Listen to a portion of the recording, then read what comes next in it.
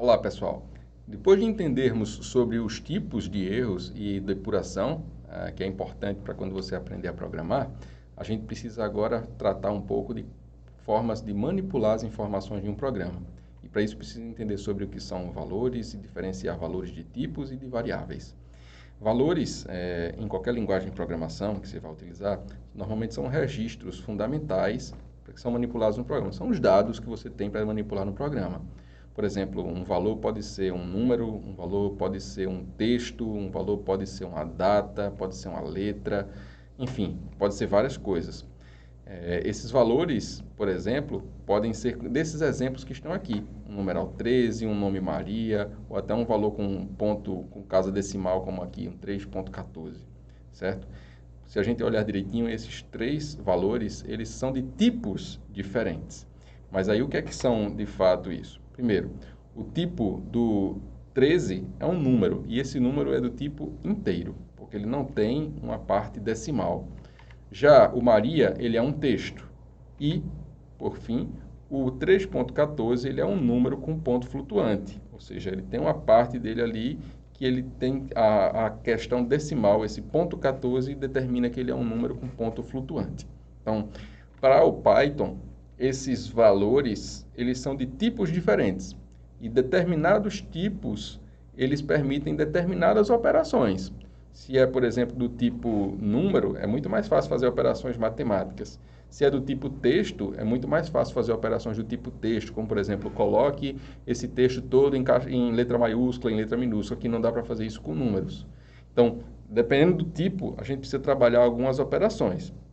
Então, aqui, nós temos que o número inteiro é representado em Python com essa informação chamada int, é do tipo int. O tipo texto, ele em maioria das linguagens, é trabalhado como string, ou em Python ele normalmente é visto como str, e um número com ponto flutuante é chamado de float, é do tipo float.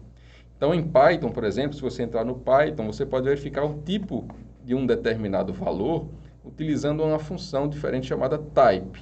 Então, você escreve type e coloca entre os parênteses, logo em seguida da palavra type, algum valor aqui dentro. Se eu colocar Maria, ele mostra lá, type str. Se eu colocar um espaço vazio, entre aspas, ele vai mostrar que isso aqui também é um str, é um texto, embora tenha um caractere vazio. Se eu colocar 325, se eu colocar assim, com as aspas, aí vai perceber que ele é do tipo str. Embora tenha um número, quando a gente tem as aspas envolvendo esses números, ele se torna do tipo texto, porque a gente pode ter textos envolvendo letras, envolvendo números, envolvendo caracteres especiais, dessas outras formas. Então, aqui nós podemos utilizar a função type para identificar os tipos de valores.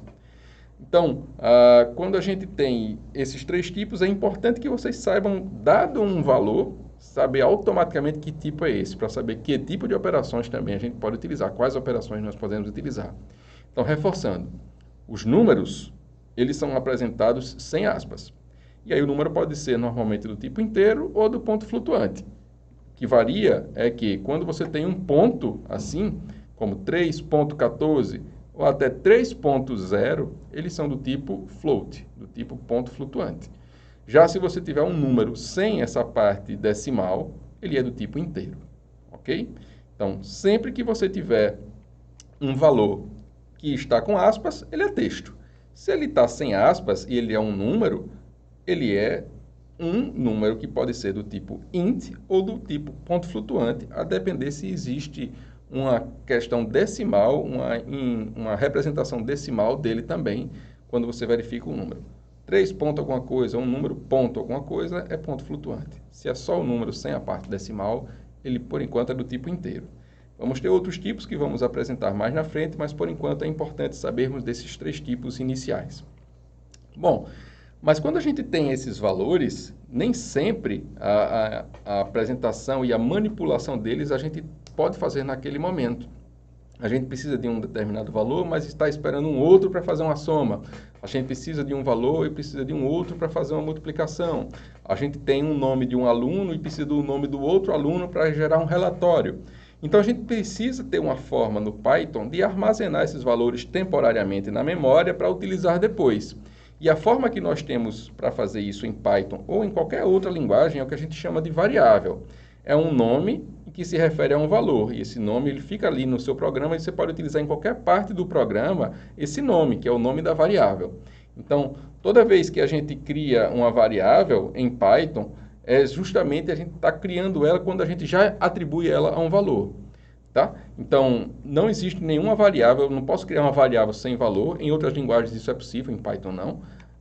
E como a gente faz aqui embaixo, nós temos 3 comandos aqui, embaixo do slide, em que mostramos 3 atribuições de variáveis. Então, nós temos aqui o A igual a 17.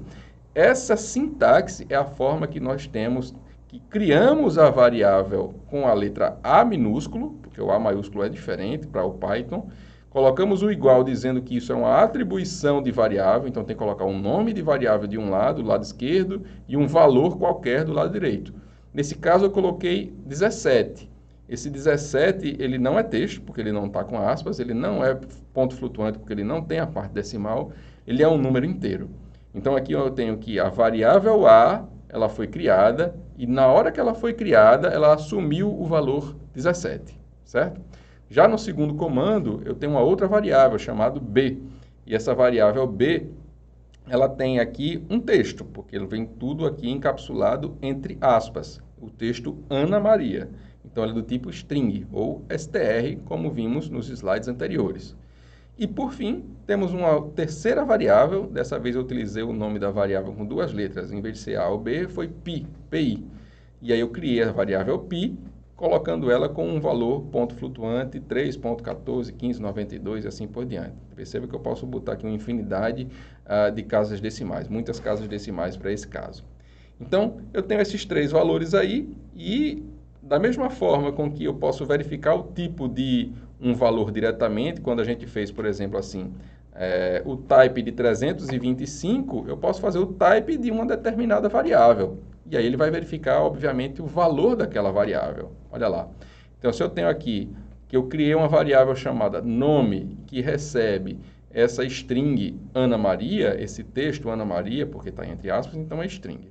Eu posso imprimir o nome, que ele, em vez de imprimir o texto nome, ele vai imprimir o valor da variável nome, que é Ana Maria. Da mesma forma, como eu expliquei anteriormente, eu posso verificar o type de nome. Quando eu verifico o type de nome, ele verifica qual é o type do valor de nome, porque o nome representa esse valor. Então, ele verifica o type de Ana Maria, com aspas, é type str. O print com esse texto vai ser esse texto mesmo, que vai, o print do nome, que representa o Ana Maria, vai ser impresso Ana Maria. Então, é importante que vocês entendam que sempre que a gente referencia e manipula variáveis, no final das contas, é como se fosse um atalho para aquele valor que aquela variável representa, certo? Então, a gente pode até modificar esse valor ao longo do seu programa e utilizar ele de formas diferentes e a gente vai aprender muita coisa sobre isso. Por fim, temos ainda a definição de nomes de variáveis. Vocês perceberam que no começo eu comecei com a letra A, depois eu passei a letra B, depois eu falei pi, agora já tem uma variável chamada nome. E aí é importante que vocês tenham em mente que o nome das variáveis, que os nomes que vocês definirem nos programas de vocês, muitas vezes refletem da organização em que você tem no seu programa. É importante colocar nomes de variáveis que sejam pertinentes a tudo aquilo que você está querendo manipular. Se é o nome de um aluno, coloca lá o nome da variável nome ou nome de aluno. Se a variável vai representar um telefone, coloca lá telefone. Se a variável vai representar uma lista de alunos, bota lá lista de alunos e assim por diante. Então, é importante que você tenha, sempre no seu programa, evite utilizar A, B, C, a não ser que seja uma manipulação de variáveis de números, numa expressão muito específica. É importante você colocar nomes pertinentes e dentro do contexto, como, por exemplo, nome completo, telefone, coisa do tipo. Aqui tem uma nuance legal, que eu utilizei uma variável chamada nome completo. Percebam que eu coloquei aqui um underline, né, um tracinho aqui subscrito aqui para dividir as duas palavras, o nome da palavra nome e da palavra completo. Eu nunca poderia fazer o nome de uma variável sem esse tracinho, colocando um espaço em vez de ser o tracinho. Isso faz parte da sintaxe do Python, que a gente aprendeu isso também no vídeo anterior. A sintaxe do Python não permite que você crie nomes de variáveis com espaços. Ele tem que ser um nome contínuo, seja com letras, com números ou com caracteres. E mesmo assim, ainda temos algumas restrições. Vamos ver. Os nomes de variáveis, eles podem ser pequenos, com um caractere só, podem ser longos, eles podem conter letras, números, mas deve obrigatoriamente começar com uma letra, certo? E além de letras e números, eles podem conter apenas esse caractere de underline, que normalmente é utilizado para separar as palavras, como, por exemplo, nome completo, como matrícula, underline de, underline aluno, matrícula de aluno, uma variável que eu poderia fazer isso também. Então, vejam aqui, eu tenho algumas variáveis criadas. Tem um nome completo com underline, deu normal. Se eu colocar assim uma variável chamada 2, numeral 2, nomes, vai perceber que vai dar um erro de sintaxe. Por quê? Porque Python não pode ter nomes de variáveis que comecem com números. Eles têm que começar pelo menos com a letra. Pode ter número? Pode, mas não pode começar com números. Assim também não pode ter caracteres especiais. Pode ser, por exemplo, o underline. É o único caractere diferente de letras e números que pode ser utilizado. Mas o cifrão, nesse caso aqui, não pode. E aqui, por exemplo, também dá um erro. Se eu fizer uma variável chamada class, vai perceber que o Python vai te dar um erro. E aí você vai perguntar para mim, Mário, por que essa variável não pode ser utilizada?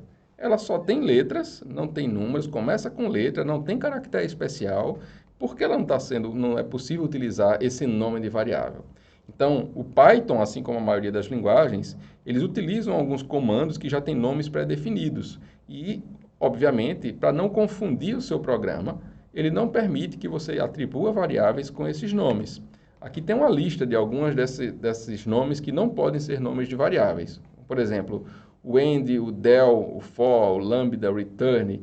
Essas coisas aqui são utilizadas em outras estruturas que a gente ainda vai aprender ao decorrer da disciplina.